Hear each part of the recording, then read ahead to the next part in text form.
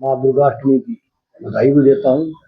माँ से हाथ जोड़ के प्रार्थना भी करता हूँ कि आप सबकी मनोकामना पूर्ण करें।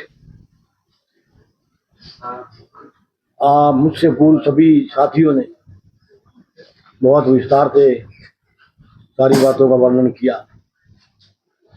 160 करोड़ का घोटाला अभी हाल ही में हुआ। इसमें जो भी दोषी है उसके खिलाफ सख्त कार्रवाई होनी चाहिए, उच्च स्तरीय जांच होनी चाहिए इसकी। और हम इनको 1 तारीख तक का टाइम वक्त देते हैं। अगर दोषियों को खिलाफ कार्रवाई ना हुई तो हम प्रदर्शन करेंगे और उससे भी अधिक कुछ करना पड़े तो हम करेंगे, ये कन्फर्म है। और कांग्रेस पार्टी पूरी तरह आने वाले कॉर्पोरेशन के चुनाव के लिए पूरी तरह से तैयार है। नगर निगम में जितने भी घोटाले हुए हैं उन सबको हम जनता के बीच में लेकर जाएंगे और जनता मुंह तोड़ जवाब देगी। हमारे सभी पार्षद और हमारी मेयर कैंडिडेट अवश्य जीतेंगे, ऐसा मेरा विश्वास है। पंचकुला की जनता बहुत जागरूक है, इतना ही मैं कहना चाहता हूँ। किसी भी दोषी को बख्शा नहीं जाना चाहिए। नहीं, देखो, बिना प्रूफ किसी का नाम लेना उचित इंक्वायरी, इसीलिए हम कह रहे हैं जो भी है वो। सर, क्या लगता है, पहले IDFC बैंक का आया, अब इसका कोटक महिंद्रा बैंक का है, क्या कारण लगा? कहीं ना कहीं सरकारी कर्मचारी भी इसमें और लग रहे हैं आपको? नहीं, बिना सरकार के संरक्षण के ये पॉसिबल नहीं है जितने घोटाले, ये तो क्लियर ही है।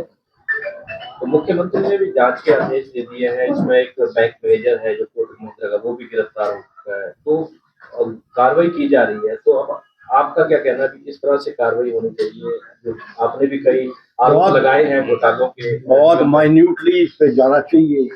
अकेले बैंक मैनेजर का फॉल्ट नहीं हो सकता। जो भी दोषी है, कोई भी है, उसको कार्रवाई खिलाफ कार्रवाई होनी चाहिए। जनता की खून पसीने की गाड़ी कमाई से टैक्स भरा है लोगों ने। तो आपको लगता है कि इस पूरे घोटाले में कहीं ना कहीं नगर निगम के अधिकारी या कर्मचारी भी शामिल हो सकते हैं? डेफिनेटली हो सकते हैं, किसी भी संभावना से इनकार नहीं किया जा सकता। आपने कहा कि 1 तारीख को आपने समय दिया, उसके बाद धरना प्रदर्शन करें, किस तरह का प्रदर्शन किया जाएगा आपके द्वारा? हाँ जी, जैसे आपने कहा कि 1 तारीख तक समय दिया जा रहा है, उसके बाद आपके द्वारा प्रदर्शन किया जाएगा? नगर निगम के दफ्तर के बाहर धरना देंगे।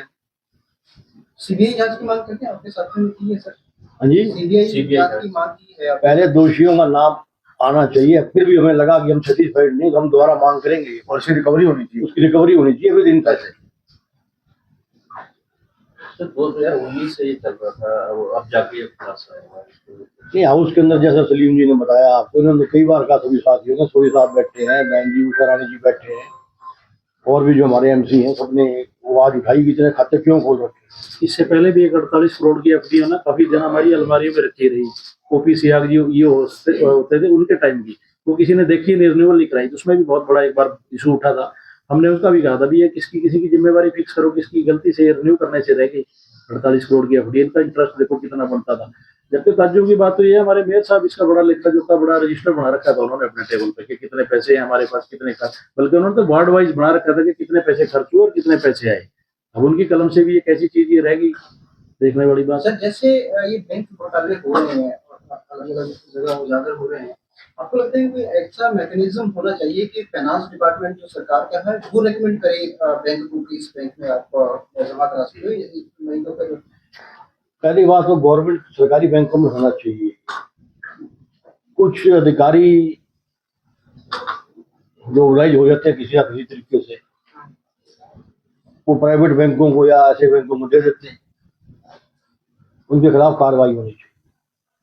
तो इसमें अधिकारियों का ही हाथ है या किसी बड़े नेता का भी आशीर्वाद रहा होगा, कैसे मानते हैं? और मेरे भाई, बिना प्रूफ के मैं जिंदगी में किसी का नाम नहीं लेता, किसी को डिफेम नहीं करना चाहिए। नाम लेने का मैं किसी का भी ले मैंने बोला जो भी दोषी है, चाहे वो अधिकारी है, कर्मचारी है, नेता है, कोई भी है, सबके खिलाफ एक्शन होना चाहिए। बंधुओं को प्रणाम। आज का दिन हमारा दुर्गाष्टमी का, जैसे कि भाई साहब ने बताया, रामनवमी का दिन बहुत बड़ा दिन है हमारे हिंदू नववर्ष के मुताबिक। सभी को इसकी बहुत बहुत हार्दिक बधाई, शुभकामनाएं। आज इस त्योहार के मौके पे आपको परेशान तो नहीं करना चाह रहे थे, लेकिन मुद्दा ही ऐसा था कि हमारी जो भोली वाली जनता, उनको इसके लिए बताने के लिए आपके सभी को हमें यहाँ बुलाना पड़ा, सभी को निमंत्रण दिया।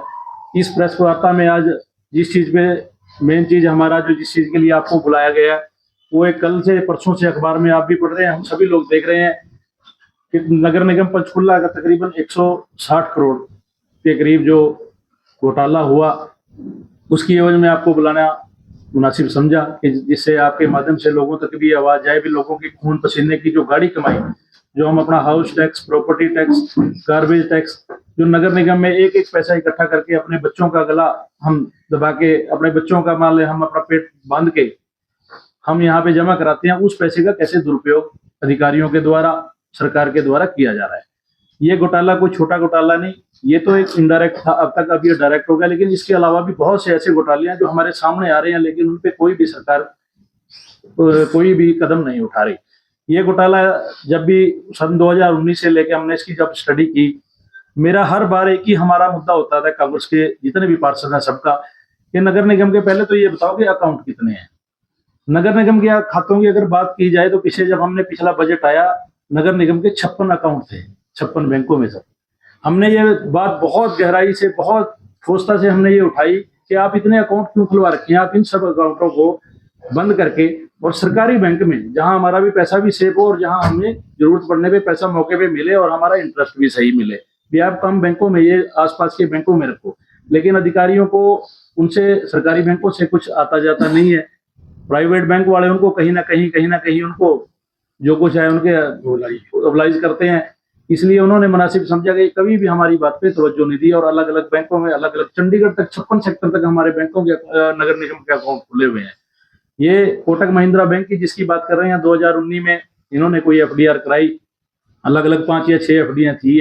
अब एफडी का कागज ये अपना लेके बैठे रहे, हर साल उसको रिन्यूअल का लेटर लिखा और पता चला कि वो जो 2 अकाउंट जिनसे एफडीआर बनी थी उसके पैरेलल कोटक महिंद्रा के कर्मचारियों ने, बैंक के कर्मचारियों ने निगम अधिकारियों के साथ मिलकर 2 अकाउंट और खोल दी उसके पैरेलल, जो कि जाली अकाउंट थे। उन अकाउंटों में पैसे ट्रांसफर करके और वो अकाउंट से पैसा, 2 अकाउंट जो जाली अकाउंट खोले थे उनमें से 4-5 जो बिजनेसमैन आदमी है उनके खातों में पैसे ट्रांसफर कर दिए। अब आप देखो 2019 से लेकर 2026 तक वो 150 या 160 करोड़ रुपया जो था उसको घुमा के कहाँ कहाँ प्रॉपर्टी में यूज किया, प्रॉपर्टी खरीदी या कहाँ पे वो किया, उसका आज कितना पैसा बन गया। अब ये जाके तब पता चला जब उस अकाउंट से पता चला कि उस खाते में तो पैसा ही नहीं है। तो ये बहुत बड़ा घोटाला है। इससे पहले भी आप लोग देख ही रहे हैं कि IDFC बैंक का जो घोटाला हुआ 550 करोड़ रुपए के करीब। आज अगर हम डिपार्टमेंटों की बात की जाए, चाहे वो पब्लिक हेल्थ है, चाहे PWD PNR है, चाहे मार्केटिंग बोर्ड है, वहां पे पैसे से लोग, जो कॉन्ट्रैक्टर जो अपने काम कर रहे हैं, पैसे से तरस रहे हैं। लेकिन सरकार जो है अपनी वाहवाही लूटने की वजह से मुख्यमंत्री कुछ बयान देते हैं, मंत्री कुछ बयान देते हैं, जबकि असलियत ये है कि सभी मिले हुए हैं। और इससे भी बहुत बड़ा खुलासा होने वाला है कि किन किन खातों में पैसे गए, किन किन बिजनेसमैनों के खाते में और उनसे किनसे उनके लिंक है। तो इसके लिए आज आपकी ये प्रेस वार्ता के माध्यम से हम आपको बताना चाहेंगे कि लोग इसके लिए जागरूक भी रहें और लोग भी जवाबदेही लोगों की बने। बाकी इसका जो भी हम आगे की जो कार्रवाई इसके लिए करेंगे, चाहे वो नगर निगम में धरने की बात है या अल्टीमेटम की बात है, हमारे माननीय विधायक पंचकुला भाई चंद्रमोहन जी, जिनका हमेशा हमें भी आशीर्वाद मिलता है, हमारा भी सहयोग मिलता है, इनके दिशा निर्देश के अनुसार जैसे भी आगे की कार्रवाई ये बताएंगे, आगे की कार्रवाई भाई चंद्रमोहन जी आपको रूबरू